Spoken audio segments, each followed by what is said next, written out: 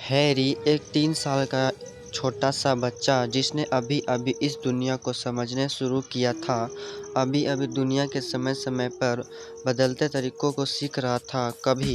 कभी अपनी बेटन और होशियारियों से लोगों को इतना मोहित कर देता कि लगता ही नहीं वह 3 साल का बच्चा है। खैर, एक बार गर्मी की छुट्टी में हैरी ने अपने मामा के यहाँ जाने की जिद पकड़ ली, लेकिन हैरी को अकेले भोजन भी ठीक नहीं लगता।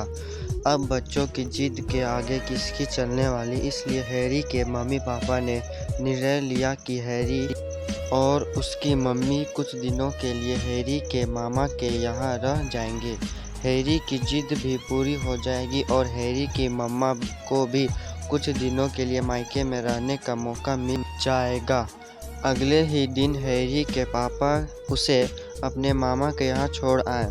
1-2 दिन में ही हैरी ने अपनी नानादियों और सरोतों से अपनी मामा के यहाँ सब का दिल जीत लिया। हैरी को पिज़्ज़ा बहुत पसंद था। रोज वो अपनी मामा जी से पिज़्ज़ा बनाने की जिद करता रहता। एक शाम मामा जी ने हैरी की यद जिद को पूरी कर दी। पिज़्ज़ा देखते ही हैरी ऐसा उछल-उछल के नाचने लगा जैसे पहली बार पिज़्ज़ा देखा हो। पिज़्ज़ा के 3 टुकड़े लेकर वह बालकनी में जाकर बैठ गया और बाहर देखते हुए खाने लगा। इसी बीच नीचे रहने वाले शर्मा जी का तीसरा माले पर रहने वाले मेहता जी के साथ पार्किंग को लेकर झगड़ा हो गया। बाहर से जोर-जोर से बहस की आवाज़ें आने लगी। हालांकि दोनों लगभग 50 बहस के होने के लेकिन फिर भी जोर-जोर से एक दूसरे को देख लेंगे की धमकियां देने लगे। हैरी कुछ देर तो बालकनी में बता उसके झगड़ते हुए देखता रहा, लेकिन कुछ देर बाद ही अचानक अपनी प्लेट लेकर नीचे पहुंच गया और बोला, बच्चों की तरह झगड़ना करते हो? जब झगड़ा बंद करो और मैं तुम्हारे लिए पिज़्ज़ा लाया हूँ, इसे खाकर दोस्ती कर लो।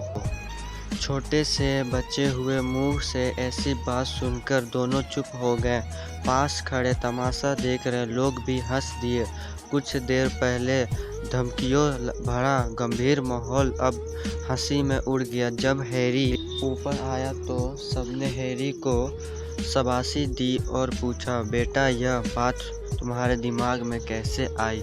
हैरी ने बड़ी ही मासूमी से जवाब दिया, घर में जब भी मम्मी पापा का झगड़ा होता है तो खाना नहीं बनता, तब घर में पिज़्ज़ा आता है और दोनों की दोस्ती हो जाती है। अब झपटने की बारी हैरी की मम्मी की थी और जब सब ठहाके लगा रहे थे, please like subscribe please like.